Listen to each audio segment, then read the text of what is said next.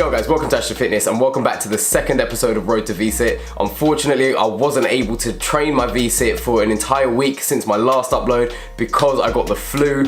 So yeah, that kind of murked me and that took me out of action for a week. But I'm back now. I'm still a little bit bunged up, as you might be able to hear, but it's cool because I got my strength back. I don't have muscle ache or anything, so I'm going to be training it today for the first time in 3 weeks. A little bit annoying because obviously, like I said in the first video, I'm in this competition with yoga with Olive, and we're trying to race to get that VSIT. We're trying to race to get the best VSIT we can by, I think it was, she says it was the 9th of October, I think it's the 13th, but basically we're having a competition, so obviously this has set me back a little bit, but it's cool because yeah, I'm going to get back on it. In this episode, basically, I'm just going to be doing some new exercises. I'm also going to be focusing on the mind muscle connection because I really want to talk about that a lot in today's video because it is the most, I think it's the most important concept to know when it comes to calisthenics training, because it will help you build muscle with calisthenics and it will also help you to learn calisthenics skills faster. So it's a super important concept to learn. If you don't know about it, then you must watch this video because you really have to know about the mind muscle connection. Equally, if you do know about it, then keep watching because obviously it's going to be my take on it, my perspective, so it might give you a new perspective on the way that you approach the mind muscle connection and the way that you think about it. So yeah, definitely keep watching this because it's going to be full of really valuable tips about making that mind muscle connection when you're doing your calisthenics to get the best results both in your physique and with your skills. I'm going to keep the intro relatively short today because I just want to crack on with the content and give you guys some sick tips. So yes, let's begin. As per usual, I started off today's session with a quick warm-up and some stretching. It's super important to stretch and warm up before you start because it will just help you avoid injury. You really don't want to get injured because calisthenics is just full of compound movement, so you need all your muscles to be in good working order and all your tendons and all your joints and all of that to be in good working order, because if you just injure one of them, then boy, it's going to be difficult to do calisthenics because so many muscle groups and so many joints and tendons are involved in calisthenics movements. So super important to warm up. So that's why I'm spending some time here just doing some kind of static and dynamic stretches. I won't include this warm-up segment in every Road to VSIT video because it's a little bit boring to watch, but I just wanted to include it again because I just wanted to emphasize how important it is to stretch and warm up before you start.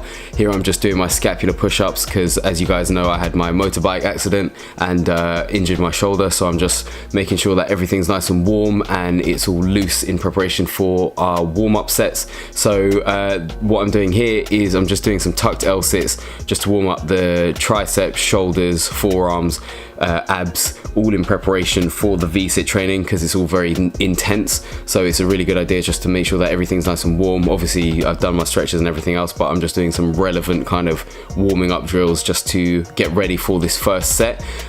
Here I'm doing some L-sits into V-sits. This was really challenging because I haven't actually done this exercise before, but I wanted to push my abs and I wanted to push my triceps to really kind of get used to going into that V-sit position in a kind of more strenuous way rather than kind of, normally I do a tucked L-sit and then go into the V-sit, but I really wanted to challenge myself with this exercise and it was super challenging. This was really hard. I only managed to get about 3 reps in with this movement because yeah, it is very demanding on the core, but all the time I was making sure to lean back on my triceps, really engage my core, really push my hips forward, and yeah, just make sure that I could try and get my legs up as high as possible. Obviously my form starts to, well, not my form, but the height of my legs starts to kind of deteriorate as the sets progress, but obviously that's because I'm getting more fatigued. So here I'm doing some L-sits on the floor. I find them much harder on the floor than on parallel bars or on a chair because you have to really bring your legs up in order to do the L-sit on the floor.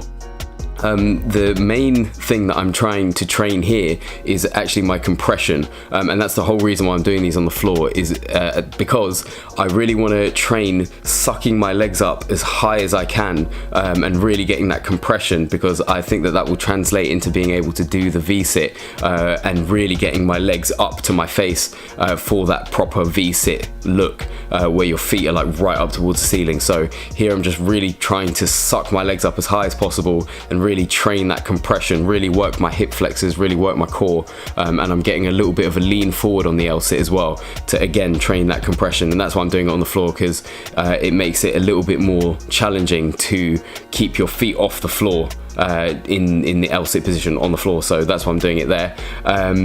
in terms of, this exercise. Okay, so I was just about to start explaining the mind muscle connection, but this exercise, so I got a jar of peanut butter, and I saw this exercise online, and it's supposedly really good for working the hip flexors, and I say supposedly, it is, because I really felt this the next day. This exercise is hard. You can be like a big person, like you can have a lot of muscle to you, but just this simple movement of moving your leg up and over this little jar of peanut butter or whatever you choose to use is actually really demanding, because you're working those tiny little hip flexor muscles that never really get worked in a lot of calisthenics exercises, or just in a lot of exercises in general. So yeah, this is a really, really tough exercise. It looks very easy, but it's actually very difficult. So I was just going for the maximum amount of reps that I could do before my hip flexors got too fatigued and I couldn't lift my leg over the jar of peanut butter.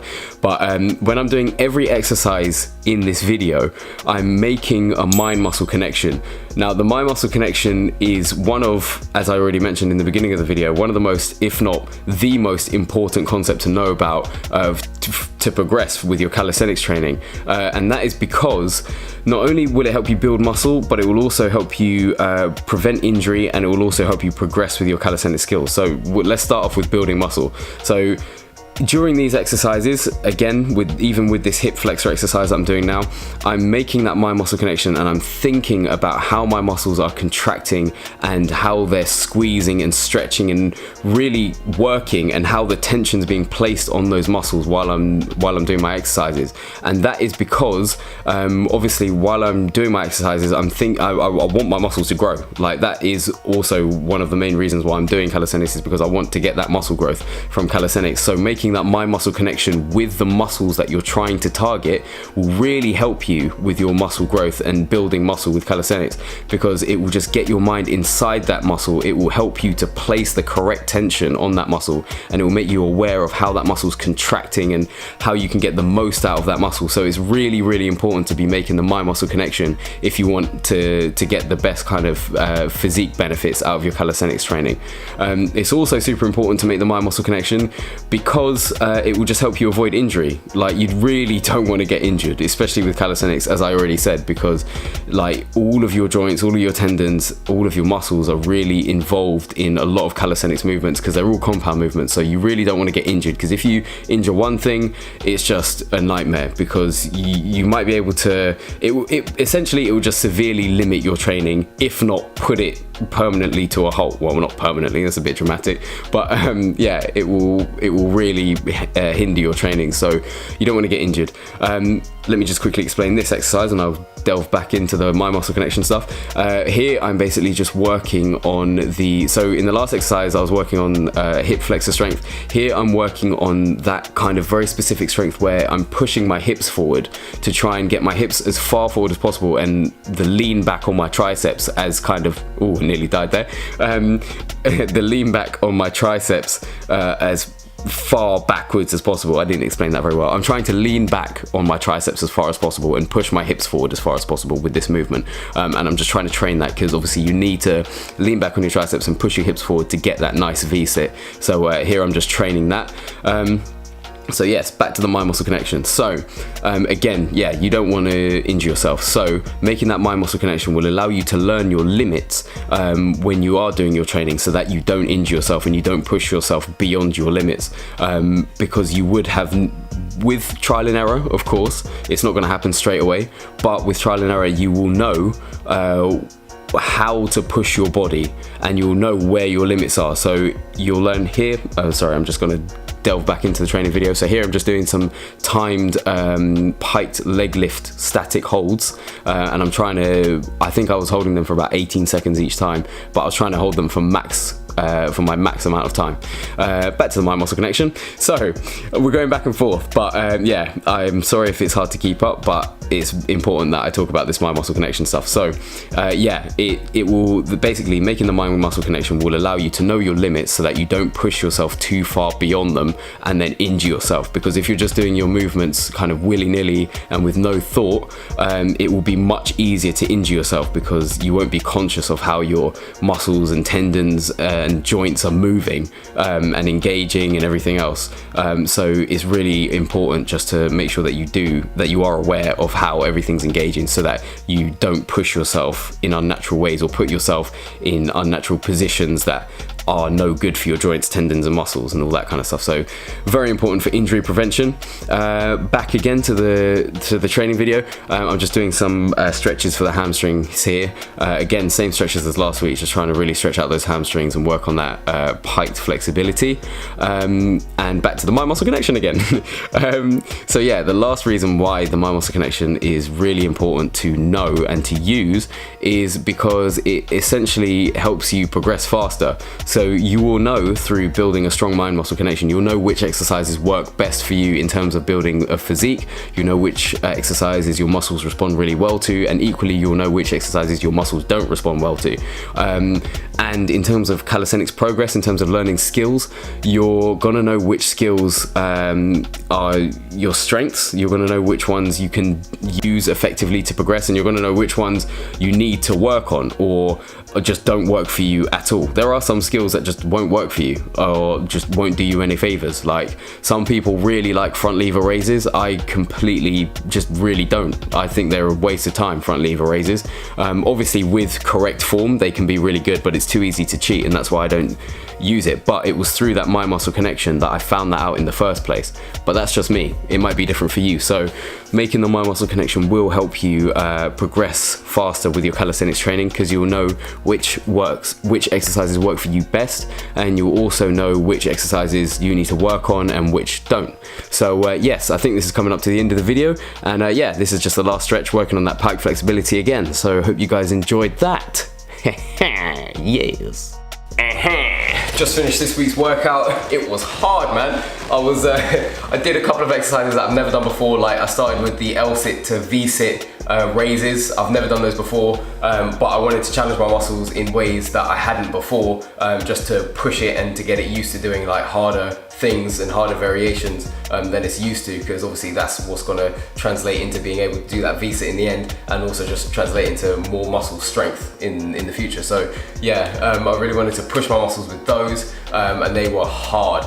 And also the exercise where I was doing the leg raises over the peanut butter jar. I've never done those before, but those are supposed to be really good for strengthening your hip flexors, which will help get my legs up into that V-sit position and help keep them there as well. So yeah, that's why I did those, and those are really hard. It's a super humbling exercise, because like you can be a big person, like I'm not saying that I'm huge, but I've got some muscle to me, and like just lifting your leg over a flipping jar of peanut butter, like that's difficult, and it will defeat a lot of people. Like I challenge you to try something like that, because it's hard, man. So yeah, that exercise was new, and was there anything else? I can't even remember the running order. My mind's all over the place. After workout, my mind just goes bah. But yeah, that was a sick workout. It was very difficult, but yeah, that's what I needed just to help push my muscles beyond what they used to anyway. So yes, thank you for joining me on this second week of the road to V-sit. Hopefully next week I don't get ill. Fingers crossed. I've been banging out vitamin C, but yeah, I will be smashing 3 V-sit sessions a week as per usual, as I promised at the beginning, and then updating you guys at the end of the week with my progress. So yes, thank you for watching, and make sure you subscribe and turn on post notifications. Hey, thank you.